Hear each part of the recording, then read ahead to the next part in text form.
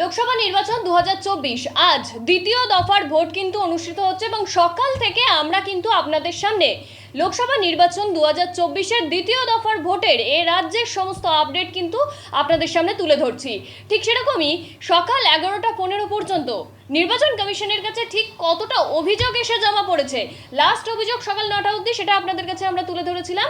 এখন 11:15 পর্যন্ত কতটা অভিযোগ এসেছে নির্বাচন কমিশনের কাছে সেই নিয়ে আমরা বিস্তারিত জেনে নেব আমাদের প্রতিনিধি বিদীপ্তর কাছ থেকে। বিদীপ্ত, ঠিক কি জানতে পারছো এই বিষয়ে যদি বিস্তারিত জানাতে।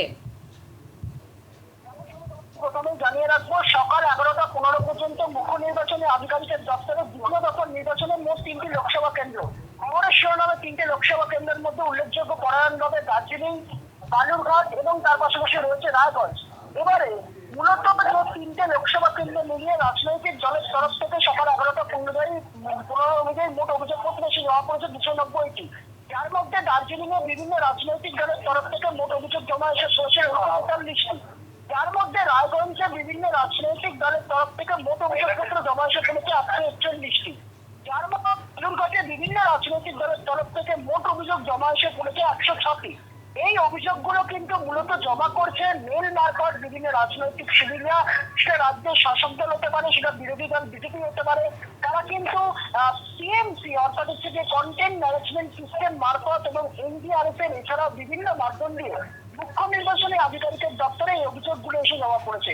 তবে এই মুহূর্তে কিন্তু তোমাকে সকাল থেকেও যে আপডেটটা দিচ্ছিলাম, খবরের শিরোনামে কিন্তু রয়েছে সিংহভাগ রায়গঞ্জ এবং বালুরঘাট। রায়গঞ্জের ক্ষেত্রে এই অভিযোগগুলি সকাল 11টার মধ্যে যে ব্যাপক পরিমাণে সে জমা পড়েছে তার সংখ্যাটা এরকম 141টি। পরের স্থান, দ্বিতীয় স্থানে কিন্তু শীর্ষে রয়েছে হচ্ছে বালুরঘাট, যে বালুরঘাটে অভিযোগপত্র এসে জমা পড়েছে মূলত 106টি।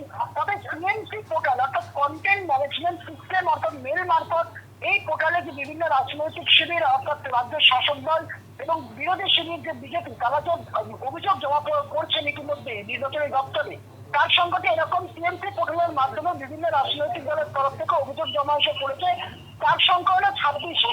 অভিযোগ জমা পড়েছে তৃণমূল কংগ্রেসের তরফ থেকে মূলত 2টি এবং বিজেপির সংখ্যার তরফ থেকে তাদের অভিযোগপত্র জমা পড়েছে মূলত 14টি। এরকমটাই কিন্তু আমরা নির্বাচন কমিশন সূত্রে জানতে পারছি ইতিমধ্যেই। শুনি। ধন্যবাদ বিদীপ্ত, তুমি নজর রাখো, আমরা পরবর্তী সমস্ত আপডেট জেনে নেব তোমার কাছ থেকে।